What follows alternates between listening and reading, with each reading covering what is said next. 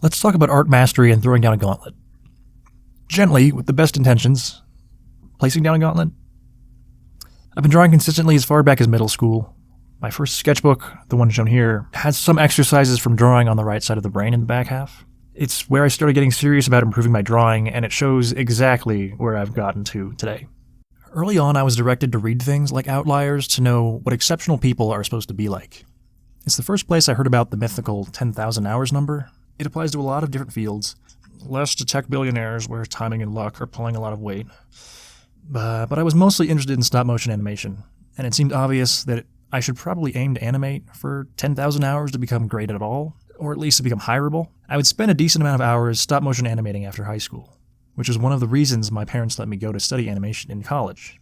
I did have to pivot out of stop-motion and into 3D to make it happen, though. My 3D program was part of a fine arts degree.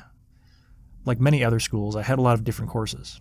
Life drawing, sculpture, photography, painting, art history, mathematics for liberal arts. I was diversifying because universities want upstanding artists to be well-rounded and exposed to lots of different things. Also to pad out the classes they're charging for.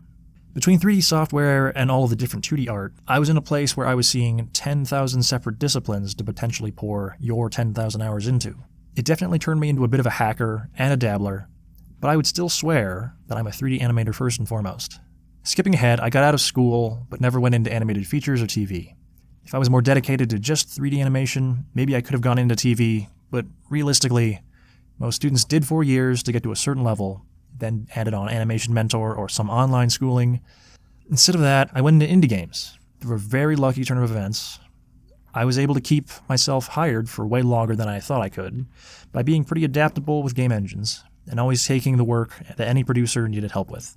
There were lots of times when I wasn't animating, but was doing a ton of other game developer jobs, ranging from QA to design, or even grunt work for publishing. Some people may have heard the term be the janitor, or become a tool. If I just had to spell it out, I got my first job because I was 3D animating at a 75%. And then I was able to take 50 out of the 10,000 things in game dev and apply them at 10% to help out and stay useful.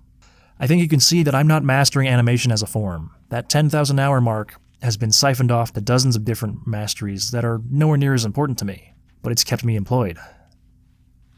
Alright, so how does this relate to the 10,000 hour channel? I want to get there, but really quickly I want to go over how I view YouTube, where I first saw that channel. If you believe there's a hypothetical 10,000 things to study and pour 10,000 hours into, then YouTube would have 1,000 resources for each of those. No matter the creative expression, there's always someone that's made a video about it. While 3D animation became my day job, practicing drawing became my creative outlet. So as a result, I spent so much time here on YouTube learning about drawing and painting, past what I picked up in college. There's also a ton of meta learning videos, or learning about learning art. We're in a big soup of creative voices, all teaching and learning from each other with the goal of getting good, but we're never in agreement on how. What we do agree on are the things that can easily be restated or demonstrated. Really basic perspective of construction, color theory, things that anyone at a mid-level could really restate with authority. 3D animation and software is also the same thing as far as I've seen. Enter the 10,000 Hours channel, apparently sort of misnamed because it's more about spaced repetition than the actual hour count. I'm not sure Malcolm Gladwell minds. The artist behind the channel doesn't want to be a professional artist and is doing it just for the love of learning. To be clear, I like the channel. It appeals to the academic and objective parts of my brain. I also recognize it takes dedication to take an hour away from family and work to do exercises every day. I also vibe with collecting and restating art knowledge in your notes. In my case, I made an Obsidian space to keep everything I learn. Also, a lot of the resources he's pulling from are books that I've got on my own shelf. So why not use a flashcard system to get you to learn art fundamentals? It's better than just winging it. If you want to hear it directly from him, just watch his videos in order. He'll always represent it better than I do, although if I had to pull one quote, he is dedicated to helping others improve as artists in the most efficient manner possible by leveraging the research and practices from cognitive fields like neuroscience and meta-learning. He really believes in doing spaced repetition because he wants to hit core pillars. Things like composition, value, color, form, perspective, and line, anatomy, some tool knowledge here and there. He makes flashcards on some topic in each art pillar, and he puts an exercise with them. He then takes 30 minutes to an hour to do the exercise and puts it back in the rotation if he still needs to work on it. Every 200 hours, he does an actual finished piece, a painting of Ryu and Chun-Li. I'll sidebar to say he's honestly been getting better, and is probably close to that 900-hour mark by now. At some point, he stopped going really broad on every pillar at the same time because he recognized it was going to hurt his progress. From his last Ryu and Chun-Li, I noticed something about the piece. It seemed like he was really struggling with defining a process, but also didn't seem to be using a lot of the constructive drawing that I've seen in his sketchbooks. It's like a few different core pillars he had weren't building a solid base for the image. Anatomy and gesture couldn't be built up, perhaps because he was using a symmetry tool. Value and color kept on shifting around because he was busy trying to figure out layer blending. The rendering and cross contour wasn't all there because the underlying form wasn't completely figured out. I really felt his frustration with where it was going. Coming from this, he wants to look at digital process stuff far less. He says we should always favor the study of big, broad, general, abstract, foundational concepts over specific techniques. And I heard that and decided to run the complete other direction. I think everyone would see this coming. Even people in the 10,000 Hour channel comments have tried to point out that doing exercises just makes you better at doing exercises. It's not my intention to call out the artist. I just have a personal reaction to it because it hits really close to home. I'm actually a lot like him, coming back to 2D art again at an older age, mostly having experienced sketchbooking without color, liking a lot of the same things. Yet, when I self-reflect, I feel like I've personally been corrupted by the love of knowledge. Not the knowledge itself, but the obsessive gathering and passive note-taking. Letting my mirror neurons get that satisfaction of watching others more than doing it myself. Dabbling, hacking, being a generalist, lingering on foundation, mathematics for liberal arts, YouTube and its algorithm. These all represent the same things to me. Off-ramping away from mastery, away from doing things. I'm past 30 now, so I'm at a point where I feel like being more precious with the time invested going forward. I want to get better at art and express things better. It could have been anything, but as I've been trying to build my own practice, I saw the 10,000 Hours videos, and I asked myself, what if you completely flipped priorities while still getting better? What if you didn't drill fundamentals and instead completely learned and improved by doing finished pieces? You'd be doing a lot more image making, problem solving, design, composition, but above all, process. You would still be honest with yourself when you're stuck or faking something in the process, and only then reaching out for a resource. Only then coming back to YouTube or Reddit or whatever. So much of what I've been watching recently is artists encouraging others to start projects, even if you don't feel ready, because you'll never feel ready. I want to reference Tim McBurney as a guy that really set this in stone for me. He's a concept artist and a comics illustrator that has gone through some of these trials and has put out a couple of videos that all culminate in emphasizing getting down your own process. He's made the point that we feel a lot of emotion and worry about being bad at art.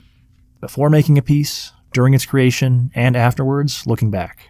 He knows that feeling will never go away, no matter how good you get. So perhaps it's better to build that into your expectations of the process, rather than obsessing over getting ready. I'll throw up a conclusion to a video of his so you can hear it in his own words. Point of view. I think fundamentally here, this is where the power of clarity and saying no is really, really important. Often in the beginning, we are essentially saying yes to every learning, every experimentation, every new thing. If you're doing your job right as an artist, you are really trying to learn and get better and improve. But there is a point at which, like, you've kind of learned some craft, you kind of figured out some of this stuff. What do you do with it then?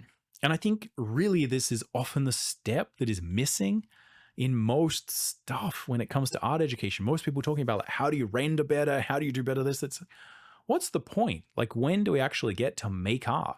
This should be the major thing that we're doing as far as I'm concerned, is making stuff, making art, putting it out into the world, seeing what people think, enjoying that process, right? Like building a body of work. And a lot of the real challenge is that at some point you kind of have to say no to new things and new learning, even though, again, it's challenging because a lot of people will say, and I agree, that We need to be learning our entire life, right? We always need to be improving, but you can't learn forever. At some point, you need to make art. You need to do things. You need to figure out how to put all those skills into practice, to actually do it, to apply your knowledge.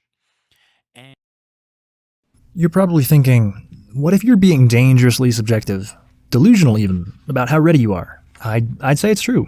There's a critical mass of art foundation, comfort with drawing, just ability to focus, that you need to continually make pieces. I'd also say doing stress-free experiments on finishing things is a great on-ramp to knowing yourself as an artist. In 2025, I felt like I did works that weren't amazing, but made me feel like I could tackle a long-term project.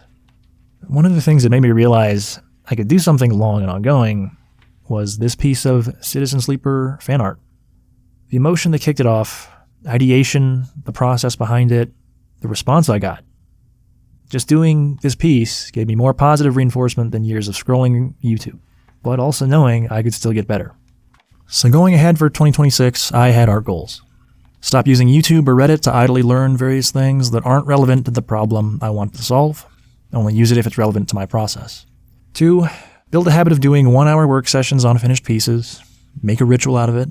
3, complete 26 16:9 illustrations that don't use painted rendering, but feature line art, color, and some lighting.